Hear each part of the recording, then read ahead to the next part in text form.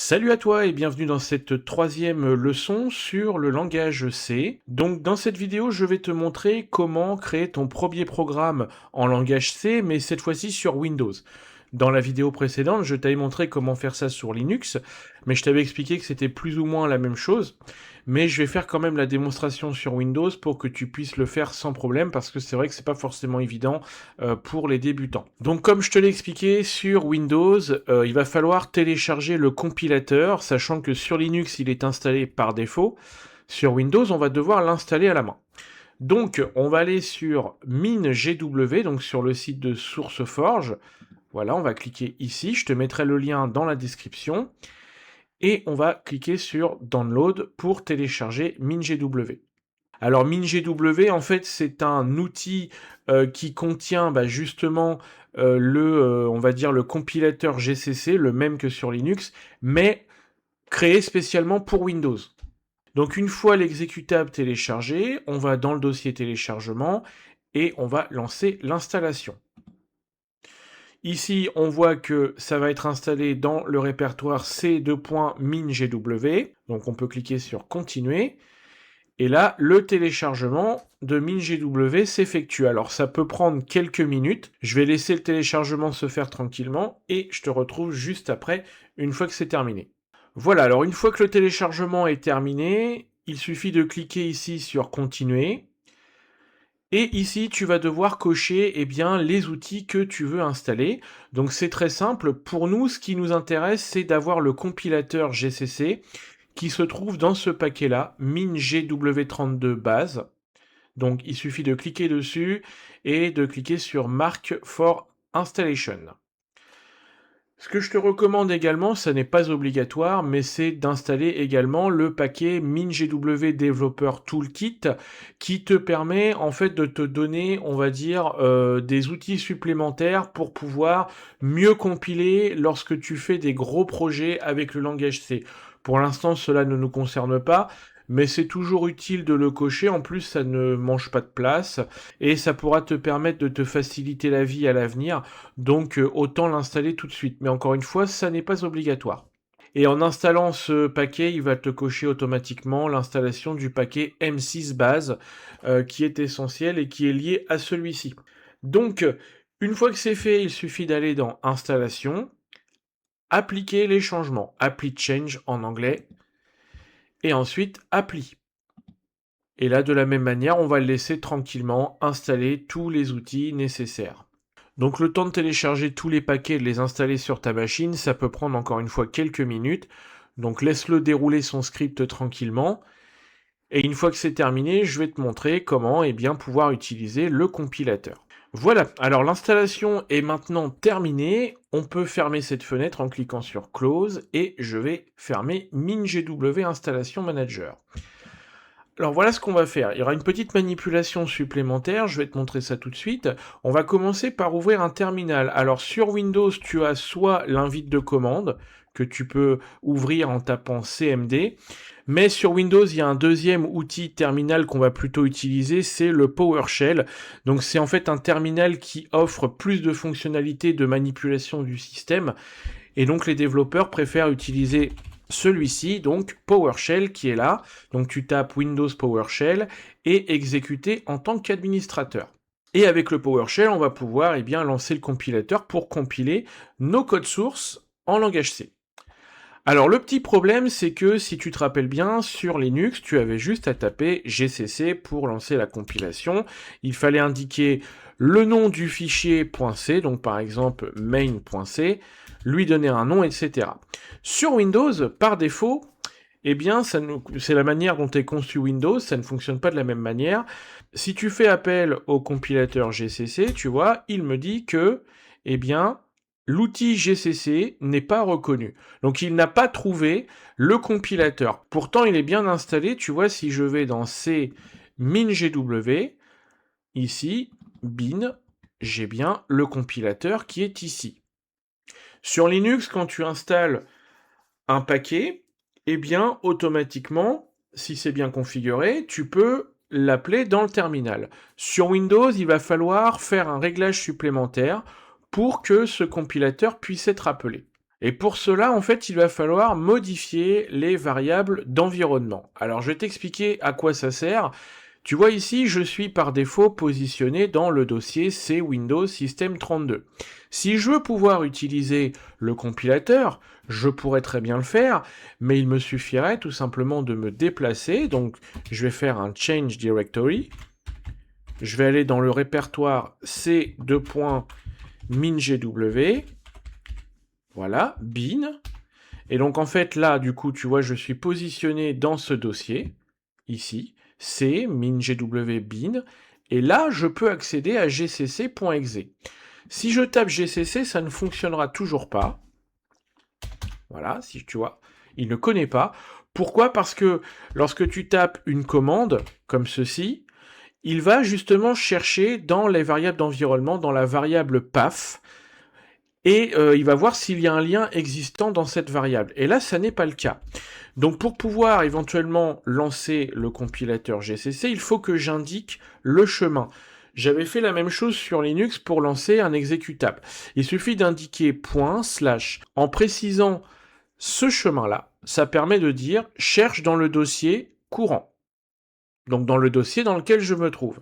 Et là, si je tape GCC, cette fois-ci, il le trouve. Alors j'ai un message d'erreur parce que je n'ai pas indiqué le fichier .c à compiler, mais tu vois que là, il ne m'envoie plus un message d'erreur en me disant que GCC n'a pas été trouvé. Sauf que le problème, c'est que justement, pour éviter d'avoir à taper /gcc à chaque fois, et en plus, je ne peux le faire que si je suis dans ce dossier, eh bien, je vais aller modifier ce qu'on appelle les variables d'environnement, pour tout simplement lui indiquer que lorsque je tape GCC, je vais lui dire où est-ce qu'il faut aller le chercher. C'est pour éviter de le taper moi-même. Donc pour cela, c'est très simple. On va aller modifier la variable d'environnement. Pour ce faire, on va taper sur la touche Windows et S du clavier. Voilà, comme ceci. Ça va m'ouvrir un menu. Et ensuite, je vais taper variable d'environnement. Et ici, j'ai modifié les variables d'environnement système. Je vais cliquer dessus. Et ici, donc dans l'onglet paramètres système avancé, j'ai en bas variable d'environnement. Je vais cliquer dessus. Et ici, tu vois, c'est ce dont je te parlais, j'ai la fameuse variable path. Je vais cliquer sur modifier pour pouvoir ajouter le lien vers mon compilateur. Et ici, tout simplement, je vais cliquer sur nouveau. Et là, je vais aller ajouter le lien vers eh bien, mon compilateur. Donc une fois que j'ai fait nouveau, je vais cliquer sur parcourir. Et là, je vais aller chercher dans C, mingw. Je clique sur le dossier bin dans lequel se trouve mon compilateur. Je clique sur OK. Et là maintenant, tu vois, ça m'a ajouté le lien C, mingw/bin. Je clique sur OK. Et comme je t'ai expliqué, lorsque tu tapes une commande, automatiquement, lui, ce qu'il va faire, c'est qu'il va aller regarder dans la variable path, ici. Alors, c'est pas ici. Pardon, donc là, je vais cliquer sur OK. Je vais retourner dedans. Et donc, en fait, tu vois, il va aller dans la variable path et il va regarder si GCC existe dans l'un de ces répertoires dont les liens ont été mentionnés dans la variable.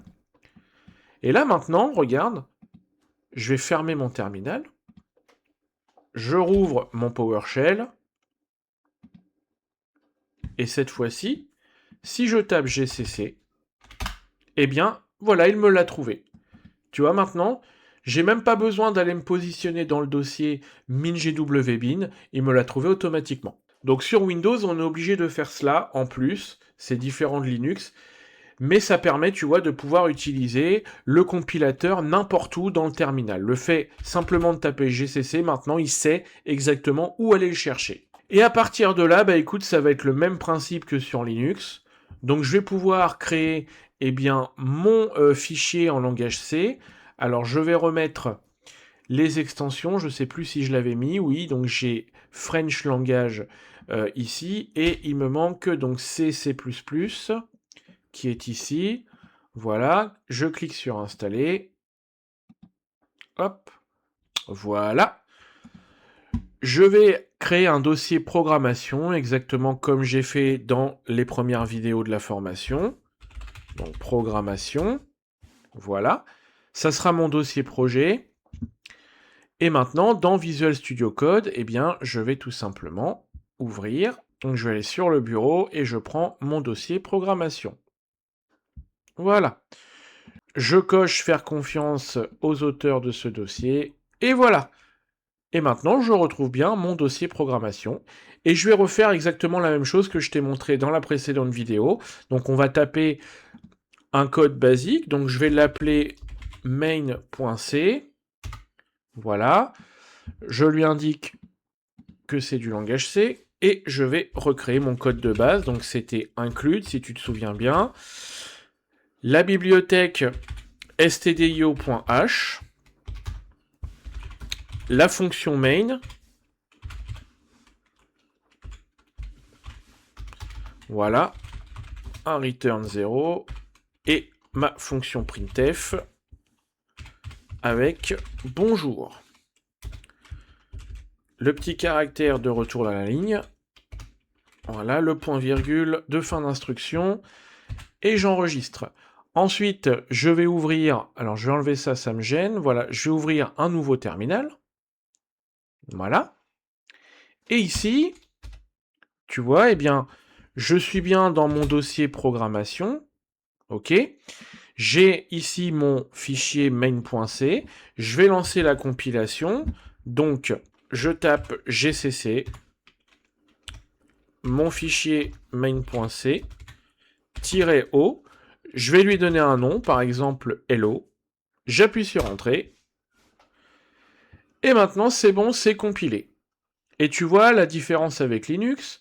Alors, j'avais un exécutable sur Linux, mais là, tu vois ici, eh bien, j'ai un exécutable hello.exe. Et je peux double-cliquer dessus. On ne le voit pas. En fait, ça s'est ouvert et ça s'est fermé tout de suite, puisque dans mon code, effectivement, après avoir affiché le mot bonjour, le programme se ferme. Donc du coup, on ne le voit pas, donc je vais l'exécuter plutôt ici dans le terminal, mais ça fonctionne, il n'y a pas de problème. Donc si je fais... Donc ici, je vais taper tout simplement, j'ai juste à lancer mon exécutable, hello.exe. Ah oui, évidemment. J'ai oublié de mettre le point slash hello.exe. D'ailleurs, je peux même mettre hello tout court, ça fonctionne. Et voilà. Et là, tu vois, il m'affiche bien le mot bonjour. Donc ça m'a lancé mon exécutable. Donc tu vois, après avoir fait ces réglages, donc installer le compilateur et modifier la variable d'environnement PAF, tu peux exactement, eh bien, faire exactement la même chose. Donc voilà, maintenant tu as vu les deux méthodes, comment utiliser le langage C sur Linux et sur Windows. Maintenant, que tu sois sur l'un ou sur l'autre, eh bien, tu peux suivre cette formation sans problème. D'ailleurs, pour les besoins de secours, je vais plus souvent être sur Windows que sur Linux. Mais en tout cas, sache que voilà, ça fonctionne exactement de la même manière. Lorsqu'il y aura des subtilités entre les deux, entre un système et l'autre, je te le préciserai bien entendu dans les vidéos. Mais donc maintenant, tu as tout ce qu'il faut pour pouvoir suivre facilement cette formation.